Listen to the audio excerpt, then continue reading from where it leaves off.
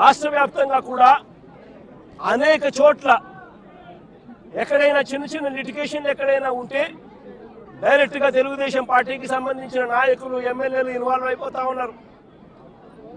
Litigation ఉన్న చోట వీళ్ళంతటి వీళ్ళే అడుగు పెట్టేసి ఆ ల్యాండ్ కబ్జా చేసేస్తా ఉన్నారు. కొన్ని చోట్ల వీళ్ళే లిటిగేషన్ క్రియేట్ చేస్తూ ఉన్నారు.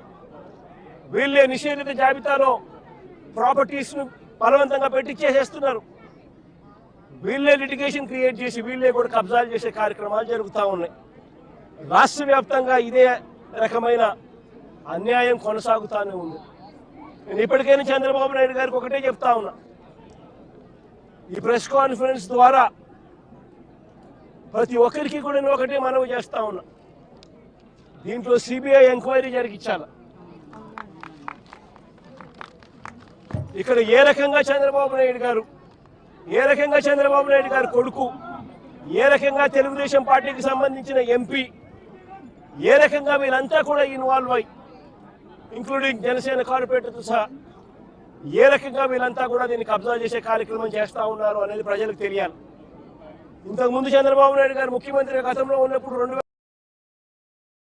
2016లో ఒక ఫేక్ సొసైటీ క్రియేట్ చేసి 1981 డేట్ వేసి ఏ రకంగా పేదల ఆస్తుల మీద పేద ప్రజల ఆస్తుల మీద ఏ రకంగా కన్నేశారు అన్నది కూడా ఇవన్నీ బయటికి రావాలి. ఇవన్నీ కూడా రాష్ట్ర ప్రభుత్వం కోర్టుల్లో ప్రజల తరపున, పేదల తరపున, మధ్యతరగతి వాళ్ళ తరపున ఆర్గ్యుమెంట్ చేయాల్సింది పోయి, వాళ్లకు తరపున నిలబడాల్సింది పోయి, వీళ్లకు వ్యతిరేకంగా రాష్ట్ర ప్రభుత్వమే స్వయంగా కోర్టులలో వ్యతిరేక అఫిడవిట్లు, వ్యతిరేక పిటిషన్స్ వేసి వీళ్ళకి అన్యాయం చేయడంలో రాష్ట్ర ప్రభుత్వం తన పాత్ర తాను పోషించింది. వీటి అన్నిటి మీద కూడా ఎంక్వైరీ జరగాలి. జరిగి దోషులను, అది చంద్రబాబు నాయుడు కావచ్చు, లోకేష్ కావచ్చు, తెలుగుదేశం పార్టీ విజయవాడ ఎంపీ కావచ్చు, ఇక్కడ తెలుగుదేశం పార్టీ ఇక్కడ జనసేన కార్పొరేటర్ కావచ్చు, వీళ్ళందరి పాత్ర మీద కూడా ఎంక్వైరీ జరగాలి. జరిగి నిజాలన్నీ కూడా బయటికి తీసుకొని రావాలి. వీళ్ళందరూ కూడా ఎవరైతే నష్టపోయినారో 25 ఏళ్ల నుంచి ఇక్కడే ఉంటున్నారు, ఒక్కొక్కరికి లోన్లు ఉన్నాయి, 20 లక్షలు 25 లక్షల రూపాయలు బ్యాంకుల్లో రుణాలున్నాయి. వీళ్ళని తీసుకొని పోయి ఇప్పుడు నడు రోడ్డు మీద పెట్టారు. వీళ్ళు బతికేది ఎలా? వీళ్ళ లోన్లు ఎలా తీరుస్తారు? రాష్ట్ర ప్రభుత్వం కనికరం చూపించని ఈ పరిస్థితి నుంచి వీళ్ళ పరిస్థితి మారాలి. వీళ్ళందరికీ కూడా ఇమ్మీడియట్లీ ఇక్కడే గవర్నమెంట్ రావాలి. వీళ్ళకి సంబంధించిన లోన్లన్నీ కూడా గవర్నమెంట్ తన రెస్పాన్సిబిలిటీ కింద గవర్నమెంటే కట్టేట్టుగా తీసుకోవాలి.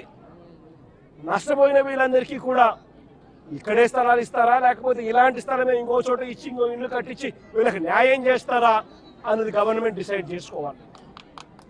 నేను చంద్రబాబు నాయుడు గారు గట్టిగా ఒకటే చెప్తా ఉన్నా, అయ్యా చంద్రబాబు, నువ్వు కన్నా ఈ కార్యక్రమం చేయకపోతే రేపొద్దున మా ప్రభుత్వం వచ్చిన తర్వాత, వైఎస్ఆర్సీపీ ప్రభుత్వం వచ్చిన తర్వాత ఖచ్చితంగా చెప్తా ఉన్నాను, ఇదే ఎంక్వైరీ మేమేస్తాం.